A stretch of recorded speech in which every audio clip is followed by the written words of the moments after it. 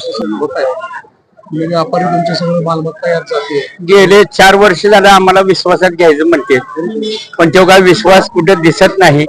आम्ही विश्वास पुढे गेल्यावर मुख्यमंत्र्यांना सांगतो की विश्वास सापडलेला आहे, मग आम्ही त्यांच्याशी चर्चा करायला तयार आहे. माननीय मुख्यमंत्री यांच्याशी एकदा हेलिपॅडवर प्रयत्न केला होता भेटायचा, पण त्यांनी भेट दिली नाही. मुख्यमंत्री म्हणतात नुसतं आम्ही विश्वास घेतो, पण ती विश्वास काय आम्हाला दिसत नाही.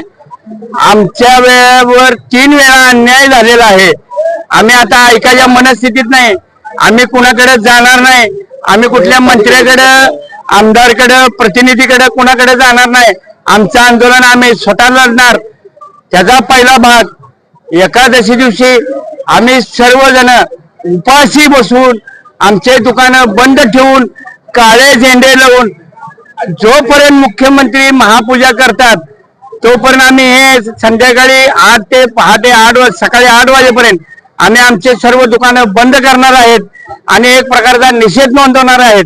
माझा वडील घर जागा देऊन मेला, माझा आजोबा देऊळ देऊन मेला, ह्याचा 1 रुपया सुद्धा तुम्ही मला महाराष्ट्र शासनाने दिला नाही. माझा मान सन्मान केला नाही. 1000 वर्षाची परंपरा, हजारो कोटी रुपयाची संपत्ती देऊन महाराष्ट्र शासन अजूनही मंदिरात कशा प्रकारे वागते ह्याचा एक अभ्यासाचा विषय. ह्या सगळ्या गोष्टीला आम्ही वैतागलेलो आहोत. आमचं जीवन मुश्किल झालेलं आहे. देवेंद्र फडणवीस यांनी आमच्याशी स्वतः बोला, आम्ही कोणाकडे जाणार नाही. यासाठी एकादशी दिवशी आमचे सर्व दुकानं बंद ठेवून आम्ही निषेध व्यक्त करीत आहोत. रामकृष्ण हरी.